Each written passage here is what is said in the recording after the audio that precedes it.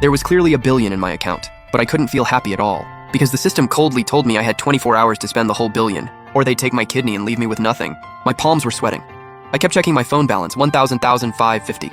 The screen had even helpfully started a 24-hour countdown. I didn't dare waste a second and rushed straight to Bayview Villas. The second I got out, the security guard slammed the gate shut. This is a luxury community, no invitation, no entry. He even pointed at the visitor check-in desk. The way he did it felt like he was pointing at a trash can. I couldn't be bothered explaining. I just said, "I'm here to buy a villa." The guard looked me up and down like I was a joke. "You buying a villa? I make $2,300 a month and even I wouldn't dream that big." All I could think about was the countdown. I had no time for this. Keep wasting my time and I'm gonna be pissed. The guard froze on the spot. He'd heard of people desperate to make money, but never to spend it. Then he sneered again. "Kid, you almost had me there.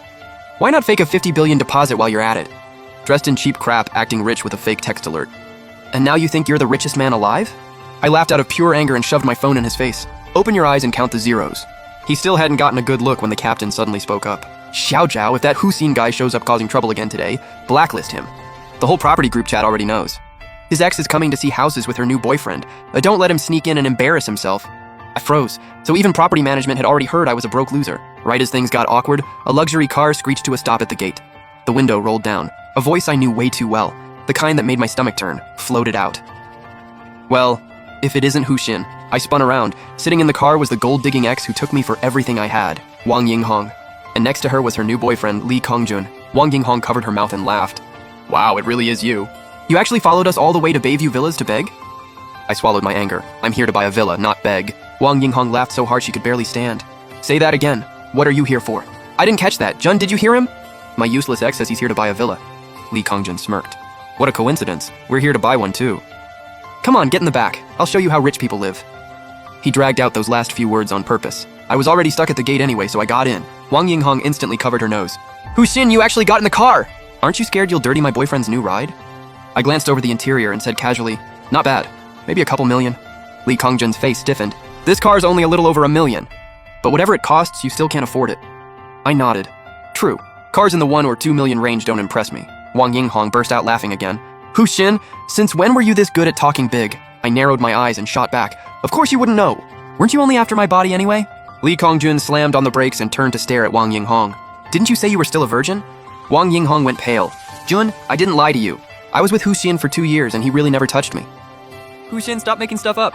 I spread my hands and twisted the knife. Right. 2 years and I never even held her hand. I was scared I'd break out. Wang Yinghong snapped on the spot. "Get out of the car right now." I opened the door, stepped out, and tossed one last line over my shoulder. "Hey simp, your princess is mad." Li Kongjun exploded. "You get the hell out too. You dated a broke bum like Hushin for 2 years and you think I'm here for your leftovers?"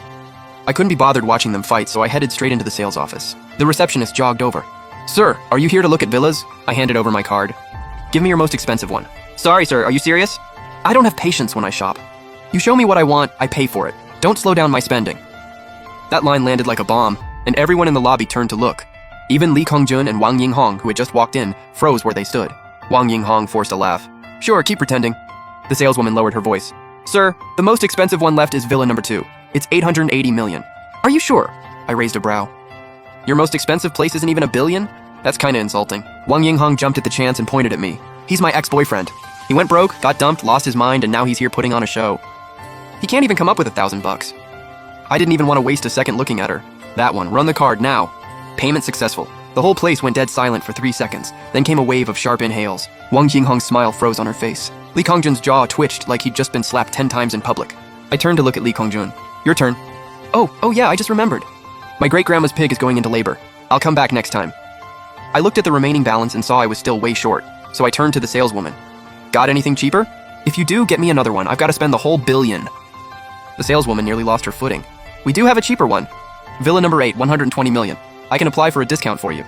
I slapped my card on the table. "Don't want a discount, I want speed. Don't get in the way of me spending money." Right then, Wang Yinghong suddenly rushed over and grabbed my arm. "Big bro, I knew you were secretly rich. I only broke up with you to push you, see? Look how well that worked. 2 days later, you finally showed your true colors." I sucked in a breath. Honestly, I'm impressed. "How many pounds of plaster did you put on that face?" "I'm not interested in you." After that, I shook her off and turned to the saleswoman. "Miss, what was I just asking you?" The saleswoman snapped back to attention. "Sir, Villa number 8 is available. Second payment successful." Her eyes turned red with excitement, and she was just about to prep the contract. Then a glamorous manager in high heels came clicking over. "I'm Zhang Shui, the sales manager. Since you're spending over 100 million, I'll assist you personally." She's just an intern. I'm much more professional. The saleswoman's face instantly went pale. She knew her commission was about to get snatched. I said coldly, "No, I want her. Otherwise refund it. I won't buy either villa." Jiangshu's face changed and I kept going. "When I first walked in, which one of you helped me? Now that I've spent just the spare change off my billion, suddenly you're here. What do you take me for?" Jiangshu trembled with anger. "You're just some nouveau riche. You really think you're a big shot?